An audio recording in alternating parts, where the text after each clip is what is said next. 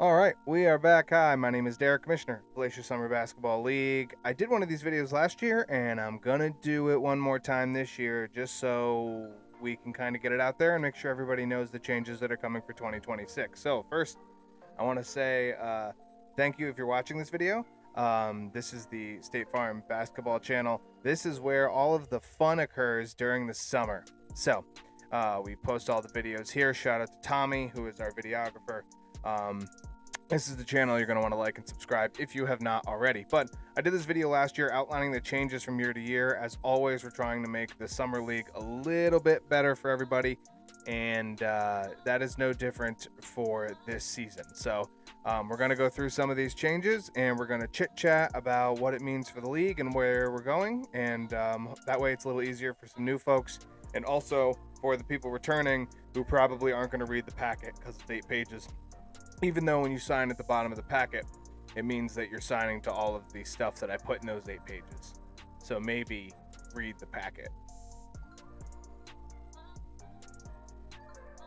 But if you don't want to, that's what this video is for. So let's jump right in.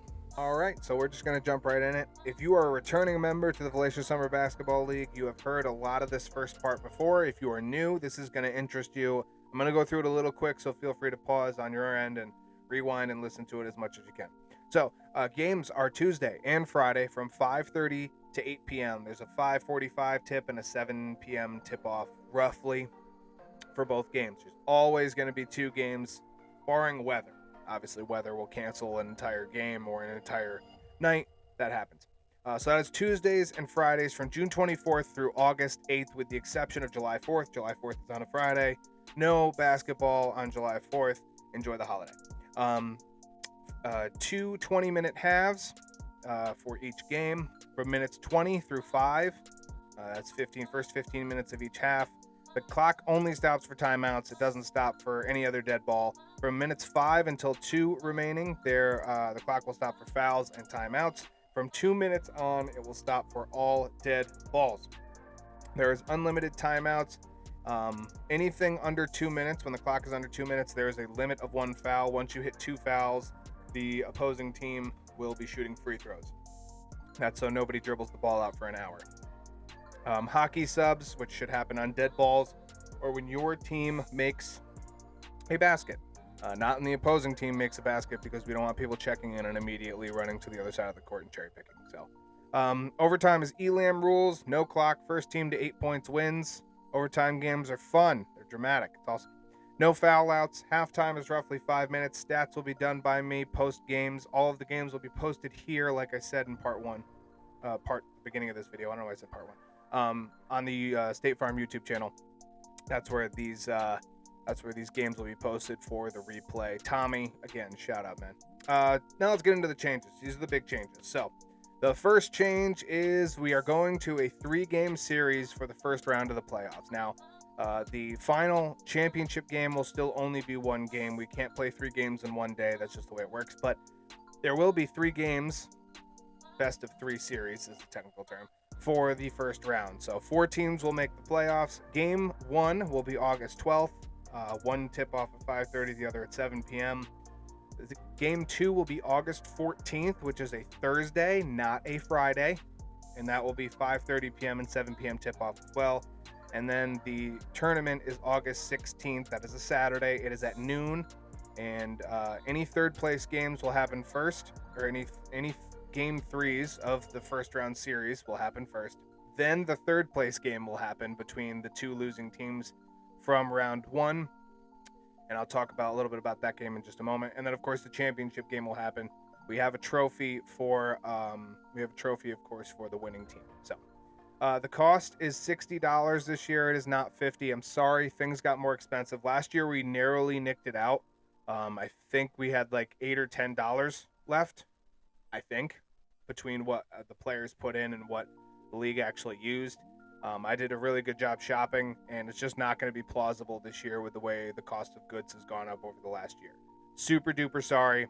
It's not going to work. But I am going to return it with providing a little bit more value. So I did add in the tournament, and I'm going to talk about 2 other things that I'll add right now. Your $60 includes your donation, as usual. All of the money this year is still going to the town of Kinderhook to rebuild these courts that we are playing on because these courts need it, and I'm working with the town of Kinderhook to get that done. The trophies, which is the biggest actual increase in price, they've gone up about, I think, 20 or 30% since last year. But there's an MVP trophy, as we talked about, the championship trophy, as we talked about, and new this year is an underdog trophy, which very simply is any player who outperforms and exceeds their draft position. If you get drafted in the 5th round and they play like your 2nd or 3rd rounder, they may be an option for the underdog trophy. And this is to kind of give some of those who maybe aren't known or aren't favored a little bit of an edge to maybe, hey, I got to perform pretty well in the league. So the tournament dinner cost, which I'm trying to figure out how I'm going to do that. Last 2 years, we've been cooking on site during the tournament. I may have to do something different. I'm still deciding on that. But like I said, the food cost has also been a kind of big kick in the nads for how the financials of this is going. So I'm going to try and figure something out to keep costs down. And I do have an idea, but I'm not going to announce anything yet. And the last part of that $60 is your jersey, which everybody is going to get a jersey. It is a black and red reversible penny. You can design it any way you want. Nothing derogatory, nothing offensive, please. But it can be reused from year to year. One team will be red, one team will be black for each matchup. Those are, of course, the VSBL colors. You'll notice the hat. So you can design those, put your name on them, put a number that you like, whatever you want, and you can use them year to year. And if you lose one, if you forget it, if it gets destroyed, torn, whatever, we can always get a new one. It's really not that expensive, at all. So much cheaper than $30 jerseys, but these will be reusable, and that way we don't have to continue to go down the idea of or go down the road of everybody having different jerseys and all that fun stuff. So a jersey will be included. Everybody will get one, hopefully by Independence Day. I'm trying. Week 2 of the season includes Independence Day. Hoping somewhere in that week I'll be able to get the jerseys in and I can disperse them to everybody. So it's also easier, so some of the maybe not so skilled players don't turn the ball over by handing it to the wrong guy on the wrong team when I thought he has a white shirt, I thought he was on my team, and we can avoid that. New this year, shout out DK for this idea. Shout out to Dustin. He gave me this one last year, and I did put it. I listened, I remembered, I wrote it down. I was not lying. Subs. We are allowing outside subs as well. Somebody who is not a part of a rostered team, they can sub. Under certain conditions. It will be $5 per outside player per game, so they can come pay $10 and be a sub for both teams if the circumstances work out that much. It is only allowed if a team cannot field 5, has an injury of some sort on their 5th player, or if there's a health or heat issue. We have to be cognizant of the health, especially being on town and Kinderhook grounds. We have to be healthier and be aware that we're not putting anybody in harm's way by making everybody play 40 minutes of basketball in 110 degrees. We can't do that. And that has happened before, and it's not good. So there are certain restrictions to this. The sub cannot be a pro or semi-pro. The opponent captain has to agree. They have to pay the $5 to the league. That would go to the donations.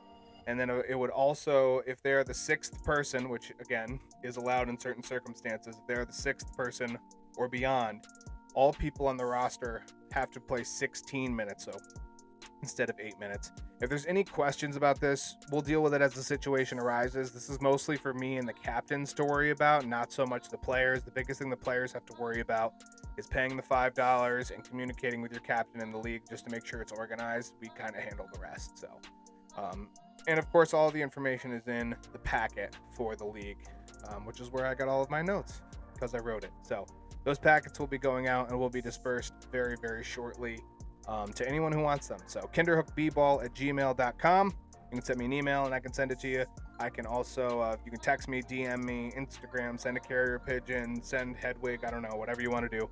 I'll send you back a copy of the paperwork and you can see all of the rules, regs, and stuff like that. A couple other changes. Timeouts will no longer advance the ball. In some late game scenarios when the games are closed, people were getting defensive rebounds, immediately calling timeout, walking it up the floor. Games went well over an hour. We're not going to have that this year. Timeout will no longer advance the ball.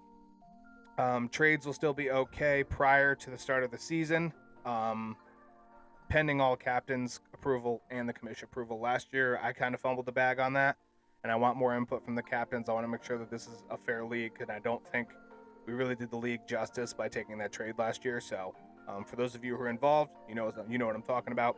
And we just want that to stop. We want everything to be fair across. That's why we're doing a draft. We do a snake draft the way we do it. Speaking of draft, now let's talk about probably the biggest change, and it's a logistic change for the entire league from start to finish, and it involves everybody. So part of the tournament on August 16th will be the third place game. The third place game is not playing for nothing. The winning captain of the third place game will receive the first round pick in next year's draft. So they are playing for something. Added on to that, and as an extra addition, for not only the third place team, but for all teams in the league, we are instituting a keeper. So if you're familiar with fantasy football, it's the same concept. You will get to keep a player from this year's roster onto the roster of VSBL of 2026. So long as the captain returns, that player will essentially follow them onto that team. That player will be equated to their draft pick for next year's draft, and that captain will lose that draft pick. So for example, if I am drafted this year in the third round, and then I am chosen to be the keeper, the captain who chooses me to be the keeper will lose their third round pick next year. So for someone who may win the underdog trophy, for example, who would be maybe drafted in the fifth round, maybe they played like a second or a third rounder, right? That player might be worth a keeper because you're only giving up a fifth round pick next year to keep that player. It forces captains to be a little bit more strategic, and it also allows for maybe if you draft someone who is your friend, maybe you want to do it that way. There's 120 different ways that we can do that. But keepers will essentially allow, first off, it will speed up the draft process slightly, and it will also force teams to realize where their weaknesses are and to address them ahead of time. Instead of being caught behind the 8 ball sometimes in the season. So that's kind of a new thing that we're doing. Keepers will start August 18th. So the tournament is August 16th. Off season for VSBL begins August 18th, and keepers can be formally submitted. Hopefully the captains come back next year, and so long as the captain comes back, they can submit their keeper, and the keeper will go with them onto their roster next year. It will be essentially the pick for a repeat pick out of this year's draft. The draft is staying the same as for this year's draft. It is going to be June 14th. Me and all the captains will get together. I plan on currently live streaming it, so look for more details as we get closer to June 14th. And that's the day before Father's Day. So we will be hopefully live streaming that. Me and the captains will get together. We will do the draft and draft a snake format. It looks to be somewhere between hopefully 6 and 8 rounds, team and player pool depending. And they're still doing the 2-for-1 rounds on rounds 3 and round 6. So for anyone who's signing up, make sure you fill out the bottom of the form where it says there's anybody who wants to play with. There's 2 spots. Make sure you put in names if there's anybody you want to. If you're drafted in the 3rd or the 6th round, that person, any one of the 2 that is available, whichever is available, will go with you to the team that drafts you in the 3rd or the 6th round. So it's a 2-for-1 round. That way some friends can play with their buddies, and it can be a little bit nicer all the way around. So that's most of the changes. I don't think I missed anything. Hopefully this wasn't too long. It looks like this video is going about 13 minutes. Hopefully we can keep this about 15 minutes in the video. So any questions, again, kinderhookbball@gmail.com. That is kinderhookbball@gmail.com. And you can also, like I said, shoot me a message. You can shoot me a text if you have my number. If you don't have my number, find somebody who has my number. Feel free to shoot me a text. We are accepting applications now. We're open.